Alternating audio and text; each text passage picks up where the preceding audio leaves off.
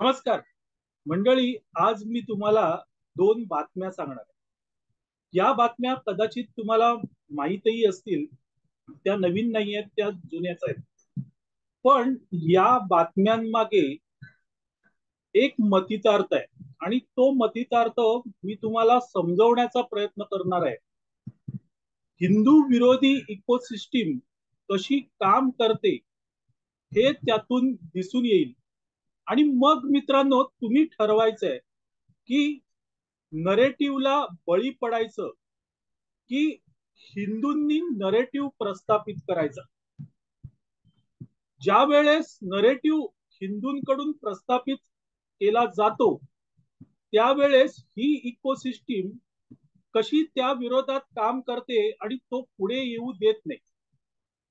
पण हिंदू विरोधी काही असेल तर मात्र त्यावर चर्चा होते, अगदी आगडोंब उसळला जातो आणि त्यामागे इकोसिस्टीम असते.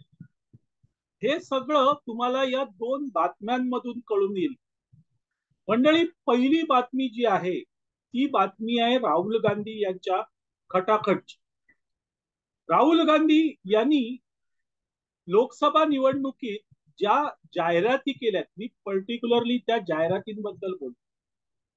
म्हणजेच काँग्रेसने ज्या जाहिराती केल्या होत्या त्या जाहिरातीत काय होतं मित्रांनो, तर त्या जाहिरातीत म्हटलं होतं की 4 जून रोजी 8,500 रुपयांचा पहिला हप्ता हा गरिबांच्या बँक खात्यात जाणार आहे.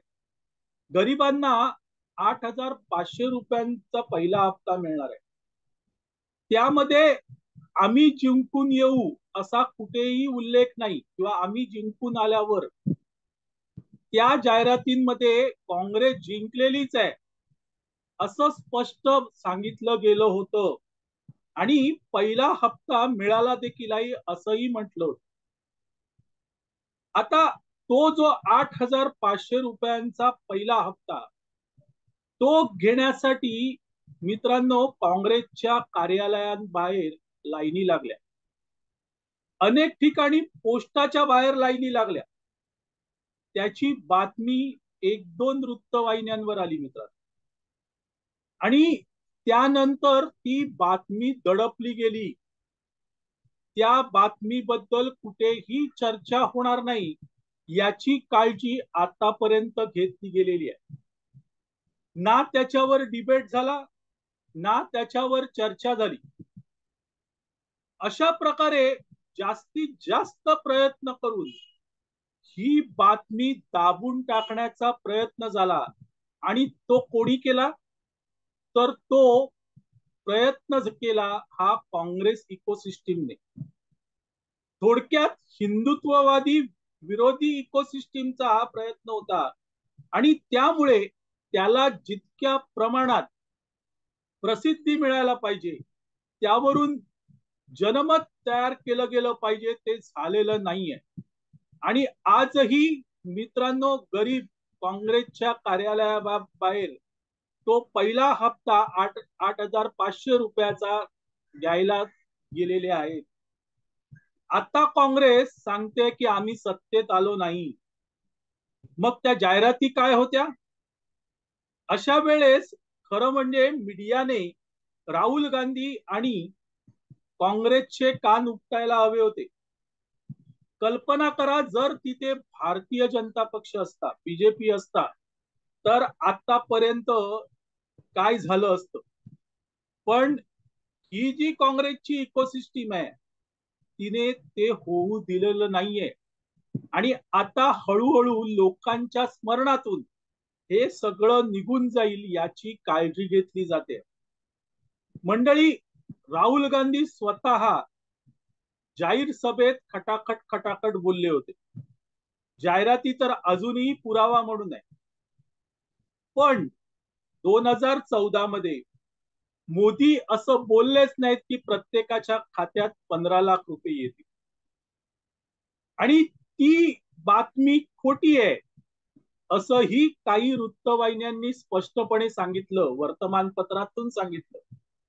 पण मित्रांनो, कंप्लीट 5 वर्ष त्याचंच रडगाणं या काँग्रेसच्या इकोसिस्टीमने आणि त्यांच्या मीडियाने लावून ठेवलं होतं.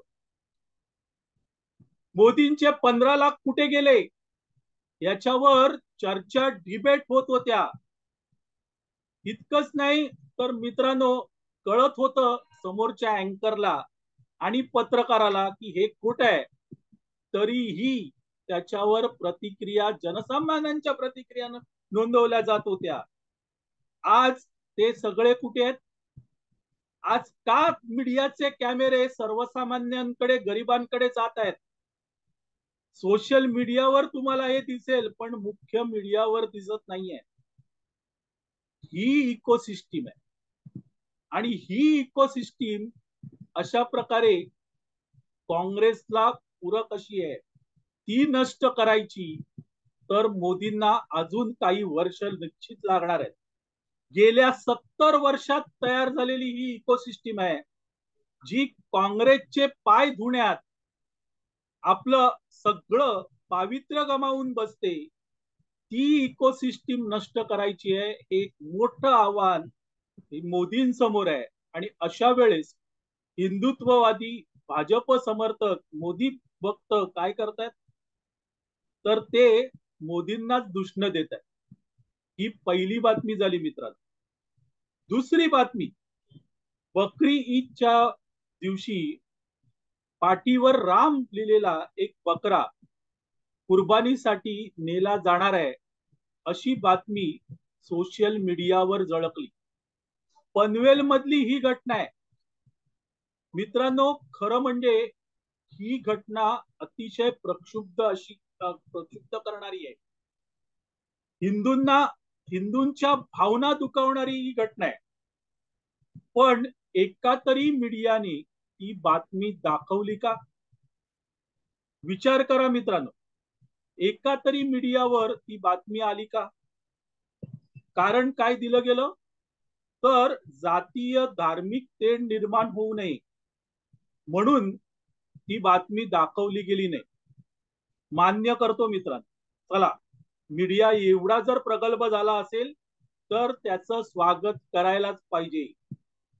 पण मित्रांनो, मग मला प्रश्न विचारायचा आहे, ज्या वेळेस भीमा कोरेगाव दंगल झाली त्यावेळेस भगवी काठी घेऊन एक तरुण दलित तरुणाला मारतोय, अशा क्लिप मीडियावर का फिरत होत्या? मीडिया का त्या क्लिप दाखवत होती? आहे की नाही यांचा दुटोंडीपणा? मित्रांनो, ही जी बातमी आहे, ही बातमी कोणीही दाखवली नाही. आणि त्याचं कारण काय?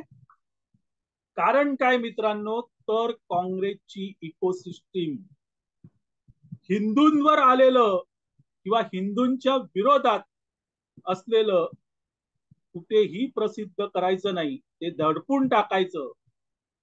ही काँग्रेसची इकोसिस्टीम आहे. अनेक वर्ष तंबूत राहिलेला रामलल्ला या वर्षी त्याला घर मिळालं. तो भव्य दिव्य अशा मंदिरात गेला. करोडो हिंदूंच्या भावना त्याच्या मागे आहेत.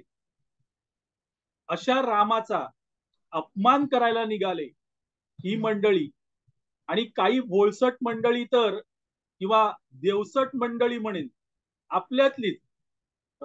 पाठीवर राम लीला म्हणून तो बकरा वाचला असं ज्ञान वाटायला लागलं. काय म्हणायचं मित्र, याला काय म्हणायचं? वेळ अजून गेलेली नाहीये. आजच शाणे व्हायला शिकलं पाहिजे. ज्या वेळेस अशा गोष्टी होतात त्यावेळेस काँग्रेसची इकोसिस्टीम ही कशी काम करते हे बघा. हिंदू विरोधी इकोसिस्टीम काम कशी करते हे बघा. त्यातून धडा घ्या आणि मगच एक लक्षात ठेवा की आपण जे हिंदू आहेत ते, त्यांचं हित कशात आहे. कोणतरी येऊन तुम्हाला भडकवतं आणि तुम्ही अगदी आता नोटच दाबतो पर्यंत जाता, हे टाळलं गेलं पाहिजे. कारण आजूबाजूला जे घडतंय मित्रांनो ते भयंकर आहे. वैष्णोदेवीला गेलेल्या भक्तांवर अतिरेकी हल्ला होतो. त्यांचं पुढे काय झालं तुमच्याकडे बातमी आली? मागच्या काही दिवसात त्या संदर्भातली बातमी तुम्ही वाचलीत? मंडळी नाही वाचलीत. इस्रायलने हल्ला केला. किती महिने झाले? अजूनही त्या बातम्या तुमच्या कानी कपाळी आढळून दाखवत आहेत. मग वैष्णोदेवीची बातमी कुठे आहे? नाहीये. ही इकोसिस्टीम आहे आणि ती इकोसिस्टीम तेव्हाच नष्ट होईल जेव्हा हिंदू सतर्क होईल आणि कोणीतरी भडकवलं म्हणून भडकणार नाही. असो मंडळी, माझ्या बुद्धीला जेवढं कळलं ते तुमच्या पुढे मांडलं. आवडलं तर लाईक करा, शेअर करा, नाहीतर तुमची मर्जी. तुर्तास इथे थांबतो. नमस्कार.